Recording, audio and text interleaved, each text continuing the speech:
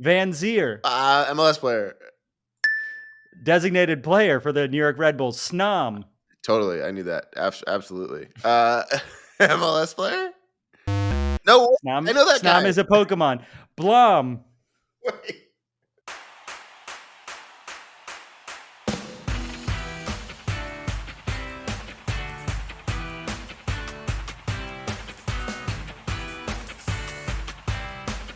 Hello and welcome to Happy Foot, Sad Foot, your LAFC gateway drug and the only LAFC podcast that barely talks about soccer. I'm Travis Helwig.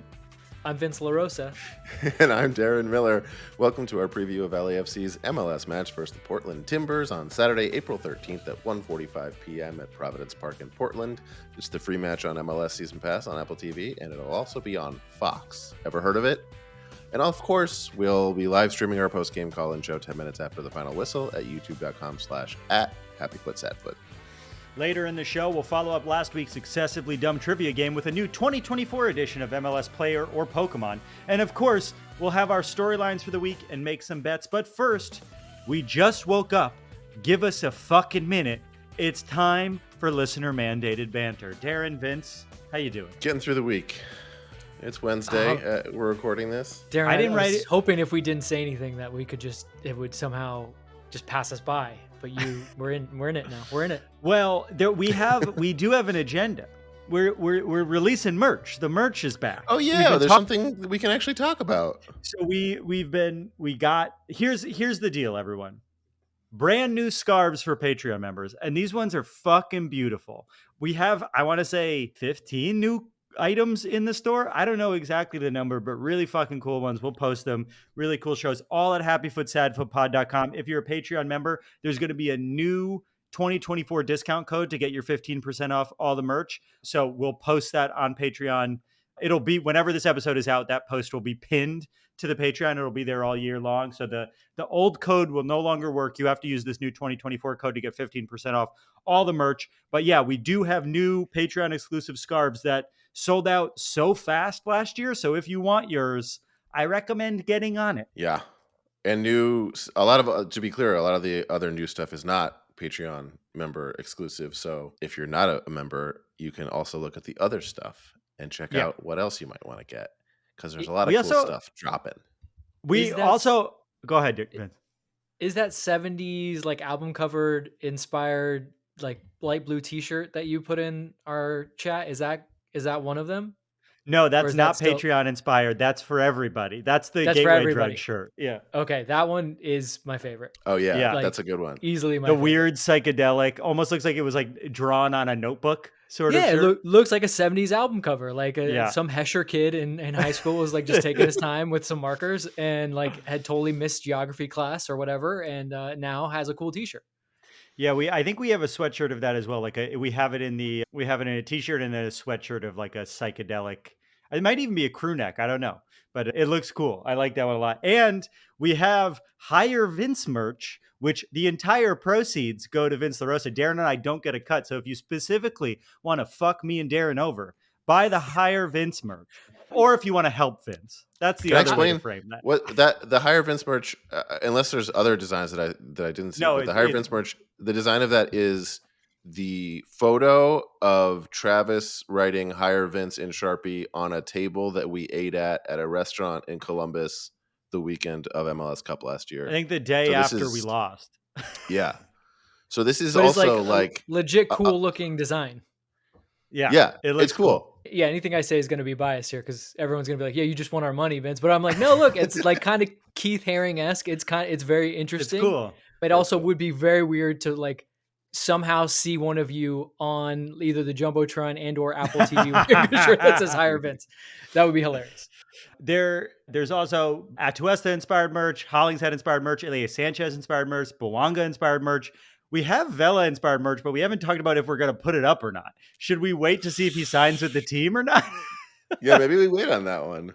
All right. Well, I don't know. We won't Part of me tell feels you like what he's a legend forever regardless. So like, but Well, I don't know. maybe It's it'll also be a good fun. occasion. Why don't to we drop release it? We'll release it if we ever sign him. I feel like that's a fun. We got him. We have this. So let's not tell people what it is. But it's cool when we know for sure whether he will or won't be on the team. Yes. Yeah, and if he doesn't, we'll either have to jack up the prices or decrease them by serious amounts. Well, what's funny is like we've lowered the prices enough that we make only like $5 per item at this point. Like we're like the money that's going to Vince, it's only because we're also splitting it 3 ways. So like the money that's going to Vince is around $5 a shirt. When you buy a normal shirt, each of us is getting about $2 from that shirt. So keep that in mind. We're not trying to rip you off. We're making very small amounts of money from it. We just wanted enough that it can, when we split it 3 ways, we can make a little bit of money on it. Like a royalty. Just think of us as like a pusher. Well, this is sort of, I mean, we call it a gateway drug. All right, that's good. We've done an ad. They listened to the ads at the beginning. They listen to us do ads now. Why don't we give them a soccer show? An ad for ourselves. Let's do it. A vaguely soccer-inspired podcast. How's that? That's a great review. If you want to give us a review, that's a good thing to say about our show. So, Darren, why don't you take us away to get us Let's started? do it. All right. Well, I'm a casual LAFC fan, but in a good way. I'm fully invested in the team and would never miss a match, but I'm also fully invested in the overgrowth of responsibilities and everyday obstacles that come with trying to survive as an adult living in Los Angeles. I can catch the matches and buy the merch, but when am I supposed to stay on top of matchups, tactics, injuries, transfers, rumors, and fan drama on Twitter that all play into what you see on the pitch? I gotta help get my kids to school and then work all day and then help get kids to bed and then record this fucking podcast and then go to fucking bed, guys. There's no time. Luckily, my friend Travis, the human LAFC crazy wall, is fully obsessed with LAFC, and more importantly, kind of just doesn't have much else going on, just between us. So every week, I exploit that for my personal gain and yours, and make him explain all the storylines that sit beneath the surface of each week's match so we can all enjoy it so much more in a segment we call Storylines.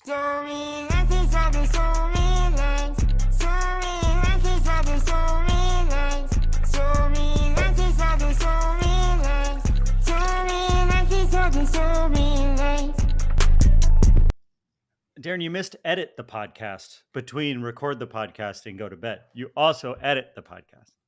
That's true.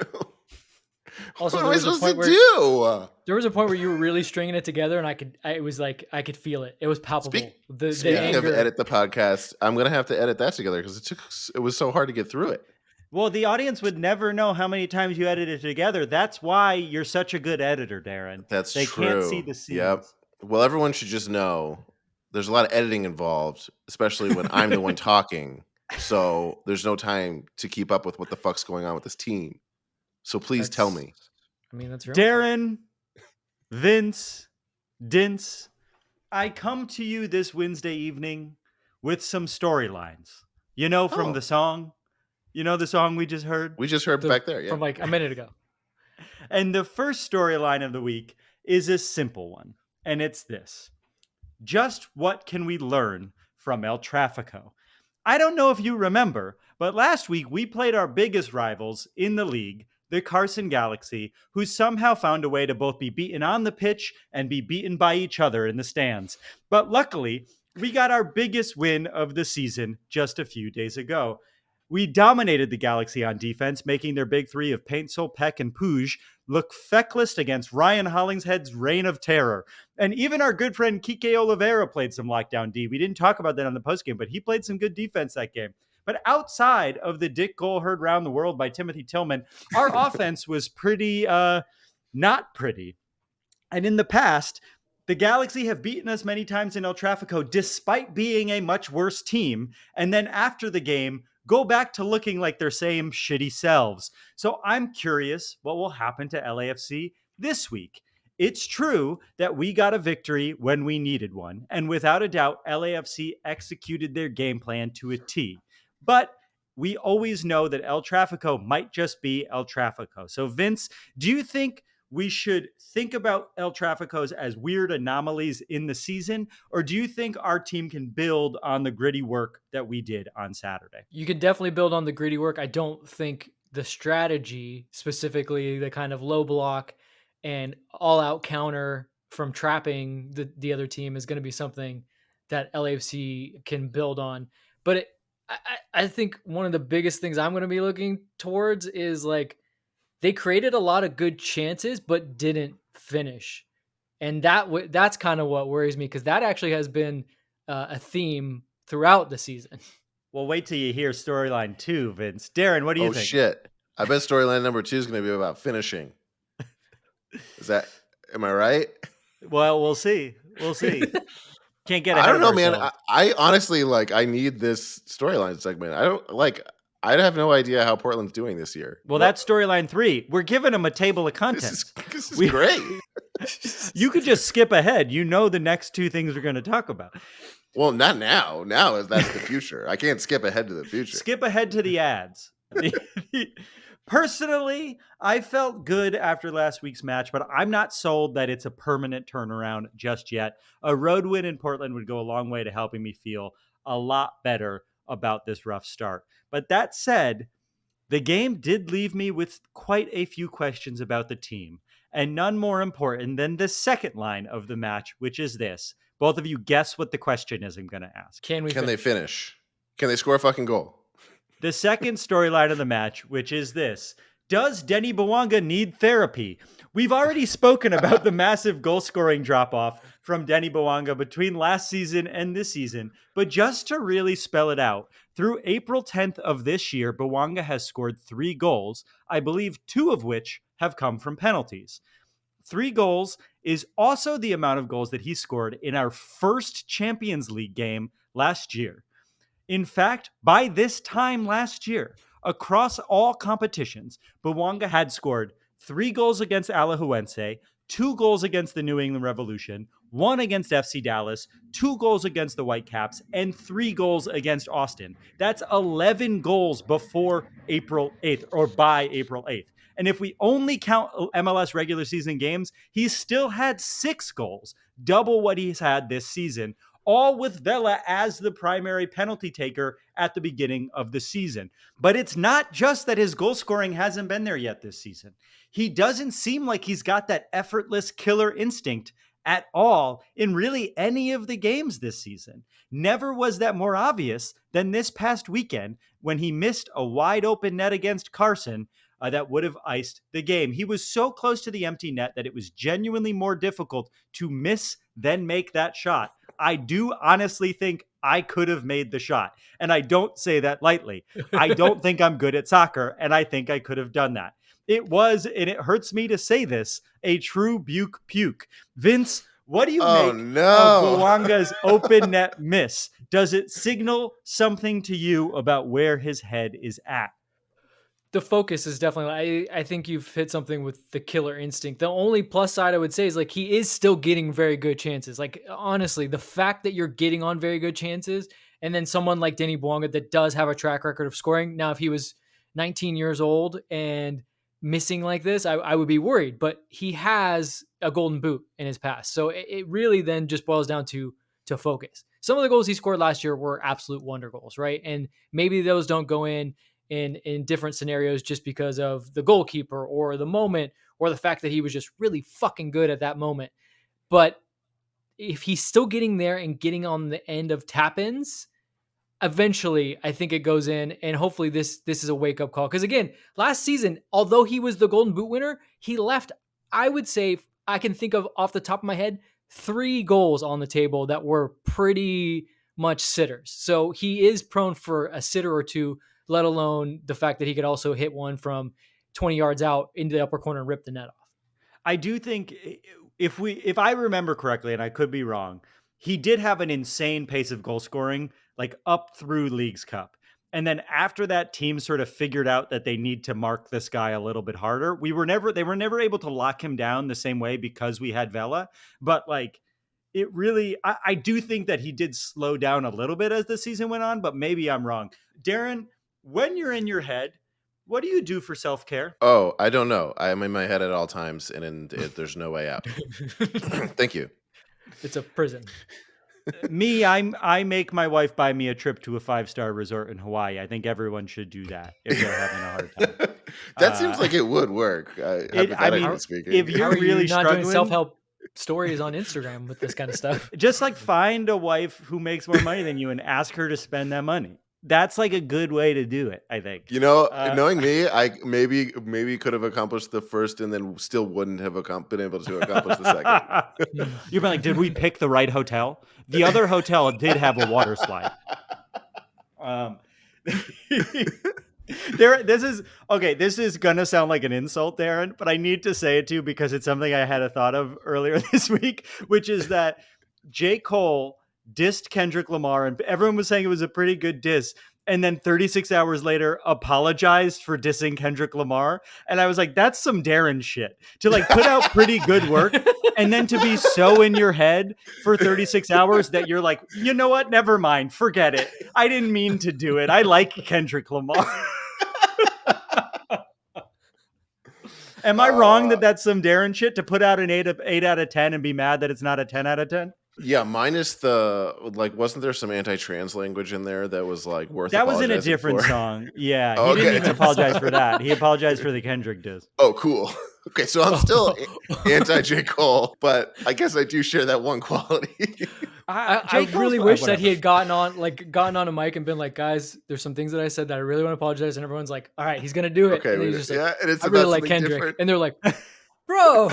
That's sort of what happened. That's I don't what think happened. that people. I mean, his audience maybe not was anticipating the trans thing, but like the whole thing was. I mean, I've always like thought J. Cole was fine, but the idea that he's the smartest like he's not as smart as he thinks he is. But whatever. This is not here nor there. Okay, rap beef aside, the truth is, I think we will have a better sense of both of those first two storyline questions by the end of our next match, which brings us to our final storyline of the match, which is this. Is Maxime Crepeau mad at me?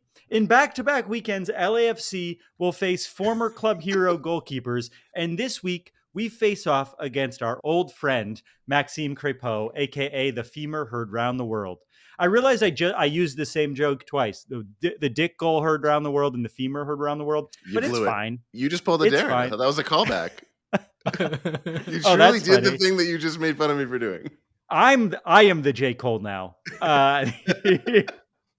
For those of you who are new to following the team, the 2022 MLS Cup was a moment in which, in extra time, Maxime Crepeau saved a surefire goal by taking out a player in Philadelphia who was on a breakaway, earning himself a red card and shattering his legs so badly he couldn't play soccer for almost a full year. It was, by all accounts, the coolest fucking shit of all time. But he deservedly wanted a raise this offseason after 2 really good seasons with us. But unfortunately for him, a World Cup winner showed up and offered to do it for half the price. So what the fuck were we going to do about it? Norrington was like, thanks for the memories, Max. We love Maxime. We will always love Maxime, but it's going to be hard to see him this weekend. I really do love the guy. Portland at this moment is playing some of the worst soccer that they've played as the franchise. In 7 matches played, they have 8 points, which is worse than our 10 points, but honestly, not by that much. They have 2 wins, 2 draws, and 3 losses. They are currently 1-1-1 at home. So not great, but if we are anywhere near as good as we are talented, I think we should, on paper, beat this team even on the road. Vince, who should we watch for on Portland, and how do we match up against them? Ooh, Portland has a very good attacking front line. They now have Jonathan Rodriguez, who fans might remember from prior to the 2022 season. Everyone was so excited because it was reported that he was going to sign with LAFC, and then he decided to take the bag and go to, I believe, Saudi Arabia or one of those countries. He went there and was like, you know what? I actually don't like this that much, which a lot of people do. It seems like that's the case. Yeah, and then went to Club America for like a season and a half, but it now is on Portland. But they do also have some youngsters. Evander's very good. He came from Europe and was a Brazilian player that was like legit playing in Europa League games and scoring goals and assisting goals at a high level. Santi Moreno is a good player.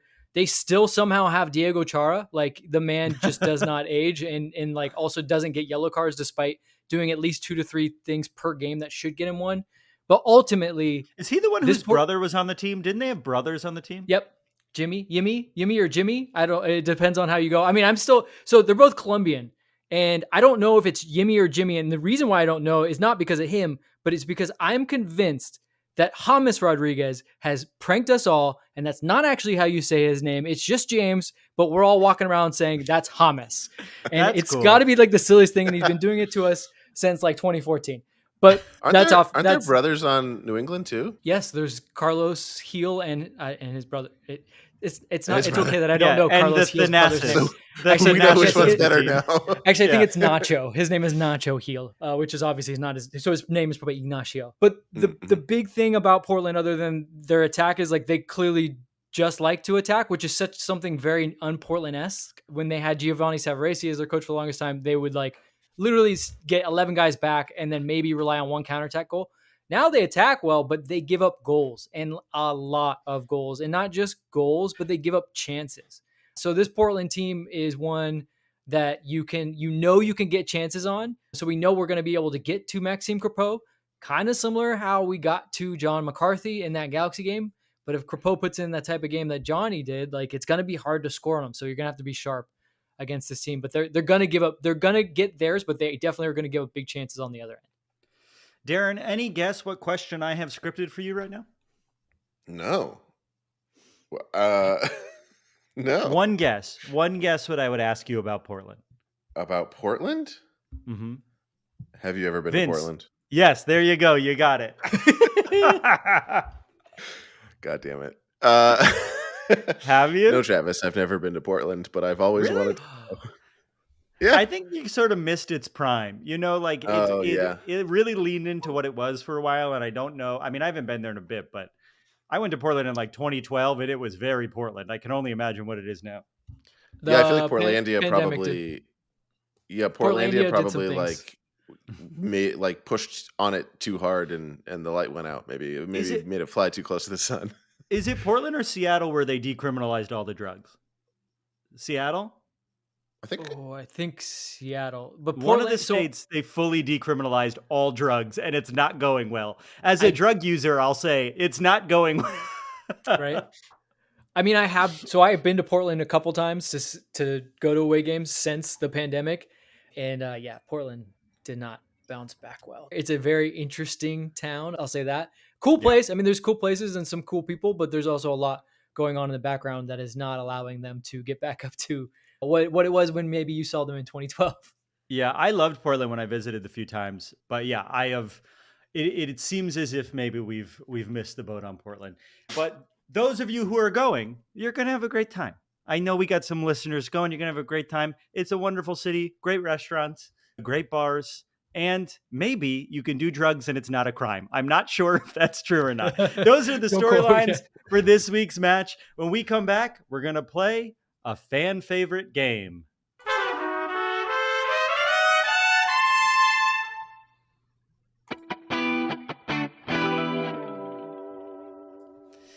And we're back. Now it's time for a segment we call MLS Player or Pokemon. Here's how it works. It's pretty simple. I think you get it already. Because Darren is just a casual plastic typical LAFC fan, he doesn't know the name of most MLS players. So I'm going to say a name, and Darren has to tell me if it's the name of an MLS player not on LAFC or the name of the Pokemon. Vince, because you already know shit, you're going to sit this out, okay? Do you think you would be able to pull this off with also LAFC players on, Darren? I bet I could get some like LAFC 2 folks in there. You could sneak one or two by him, right? Yeah, maybe like I should have put who's the new defender? Yeah, Chanot is a good one. Kai Kamara is also kind of Pokemon. Yeah, Kamara. Yeah, or who's our backup keeper? I don't even fucking know. It's Abraham Romero for right now. Oh, right. Look but what's his name is on LAFC 2, right? There's some David Ochoa bubbling that he might pop up. All right, Darren, are you ready? We're going to do dings and buzzes too this time. We'll see how that works. Love me some dings and buzzes. And away we go. Corbo, MLS player. That's correct. Montreal. Cucho, MLS player. That's correct. Columbus. Kubo, MLS player. That's correct. Cincinnati. Cubchew. Come on. Damn it. Pokemon. That's correct. Pokemon. Doncor. Pokemon. Incorrect. New York Red Bull. Klefki. Oh, that's a good one. I'm going to say MLS player. Incorrect. Pokemon. Ikoba. I'm sorry. What? Ikoba. MLS Can you player. use it in a sentence? Plays for Portland. We'll see him this weekend. Fennekin. Oh, Fennekin? Fennekin. Pokemon. Correct. All Pokemon. right. Bunnelby. What? Pokemon. Correct. Bunnery. Pokemon. Correct. Bunbury. Pokemon. Incorrect. Plays for Nashville. Lunala. MLS Player. Incorrect. It's a Pokemon. Lunatone. Lunatone. Okay, Pokemon. Correct. Luna. My dog. Pokemon. Plays for Salt Lake. Wrong both Damn. ways. Oh, Duty. Diego Luna. Duty. Duty. Pokemon. Plays for Montreal. Pupitar. Please be Pokemon. That's correct. All right. Muck. Pokemon. That's correct. Magmar. Pokemon. Correct. Magno. Pokemon. Plays for NYCFC. Maxo. Pokemon. Plays for Colorado. Rando. That could just be any MLS player. Yeah. MLS Player. Oh, I meant Ding. NYCFC. Rando. Bombito. MLS Player. Correct. He We plays just for played- we just played Colorado. recently. Bracalo. Yeah. Ricalo? Bracalo. Okay, I'm thinking. I'm gonna say Pokemon. Plays for Orlando. Urso. Pokemon. Plays for Charlotte. I've said so many that end in O in a row. know. Dondazo. What? MLS Player. It's finally a Pokemon. You got Oh it. my God. When I switched it up, you got it wrong. Esper. Pokemon. Correct. Gasper. What? Fuck. MLS Player. Correct. He plays for Chicago. Victini. What? Fuck. MLS Player. Pokemon. Veroni. Pokemon. Plays for New England. Van Zier. MLS Player. Designated player for the New York Red Bulls. Snom. Totally. I knew that. Absolutely. MLS Player? No. Snom, I know that Snom guy. is a Pokemon. Blom. Wait. Oh, fuck. Pokemon. Incorrect. Plays for St. Louis City. I don't think I'm even anywhere near half at this point. I'm playing some real mind games with this. You really are. Pseudo-Wudo. Come on. Fuck. Pokemon. That's correct. Timu Puki. Okay. The original and best MLS Player. Who should Correct. be a Pokemon. Tapu Buli. Fuck you. That's a Greek dish. Pokemon. That is correct. And last but not least, Guzzlord. Neither? Is that a video Just what title? my Pornhub searching. It's a Pokemon. No way. Wait, Guzzlord. what does it do? I don't want to know the it's- answer to that question. Wouldn't you like to know, Vince? That's for the I privacy of would. my own home. I couldn't believe how many patterns I was able to find with ending with O's and That was really Duty, hard. Pupitar, and Muck, and Lunala, Lunatone, and Luna, and Bunnelby, You- Bunnery, and Bunbury. You were able to put together a lot that were like, this is a Pokemon, and then now here's a name that's similar but more Yeah. ridiculous. That's an MLS player. Snom versus Blom. That really fucks It's with me. a great game. Well, that's our game. You've won, Darren. Congratulations. There's no possible way that's true. You were doing great at the top, and then you really fell victim to the mind games. There you go. Vince, how Yeah. many of those would you say you knew? I think you were shaking your heads in the right moments. I mean, the MLS players I know, so I guess it's easy for me to kind of single it out. I would say I was let's say 80%. That's why you didn't play the game. It wouldn't have been fun. When we come would not back, have been although fun. maybe it would have been fun because it would have been cool when you got it wrong. I guess Vince would be the Guzzlord.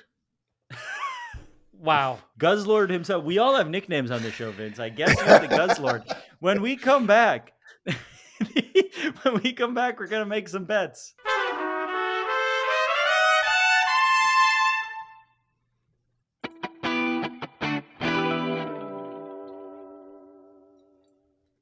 And we're back. Now it's time for a segment called Bet It and Forget It. Bet it and forget it.